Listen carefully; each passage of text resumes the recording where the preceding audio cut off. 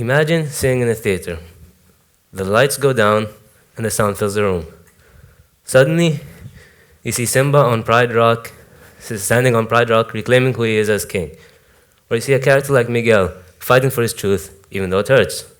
In those moments, you're not just watching it, you're living in it. You walk out the theater feeling invincible, like you take on anything that life throws at you. But the moment you get back home, you lie on your bed, you open your phone, and just like that, the feeling is lost. You go from being the hero in your own story to a background character in your very own life. I spent years like this. I could tell you every character arc and every turning point from the movie that I loved as a kid. I could tell you their own growth. I understood their own growth better than my own. And while those characters were changing, I was not. I became a symbol of bravery in my own way, but a stranger to action. And I don't think I'm the only one. We've become a generation that is inspired by the feeling of being inspired without actually doing the necessary work that real change needs. I remember watching Big Hero 6 and being inspired by his growth, how he changed his pain into purpose. And I told myself, tomorrow, I'm going to be like that.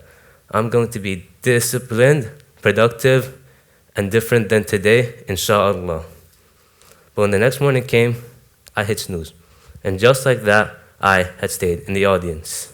We talk about the character's journey, who they were at the beginning versus who they were at the end. Like in Simba's story, we don't talk about how strong he became. We talk about the transformation from running away in shame to taking responsibility of his own kingdom. Yet, that's how many of us are living.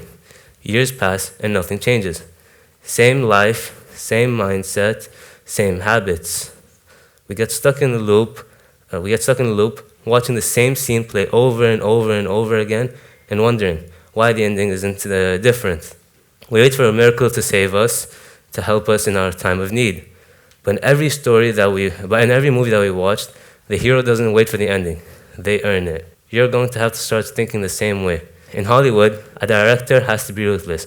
They have to cut scenes, they have to sit in a room for hours and hours, cutting scenes that were expensive or fun to shoot, simply because they don't move the plot forward. But in your life, there is no cutting replays and there is no director.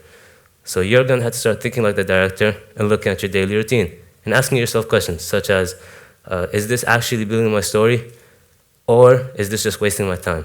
Because scrolling for hours is not just harmless, it is taking time out of your own movie, out of your own story, and giving it to someone else's. So before you do anything, just ask yourself those two things, since those two questions could really save you a lot of time. You're the one holding the scissors. You're going to have to cut things people that are harmful. You're going to have to cut out habits that feel good in the moment, but leave your story going nowhere.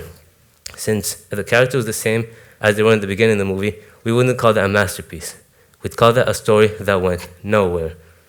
So today, I ask you a question.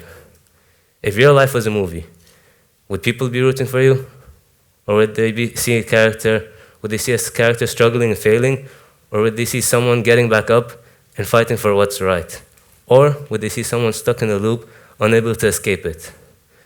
So I ask you again, are you going to sit in the audience, or are you going to get back up and fight for what's right? Staying in the audience is the most dangerous thing you could do, because every great actor had to step onto set at some point, and you're going to have to be one of those great actors. So I ask again, if your life was a movie, would it be a blockbuster, or would it be a mediocre one, or would it be downright terrible? Thank you.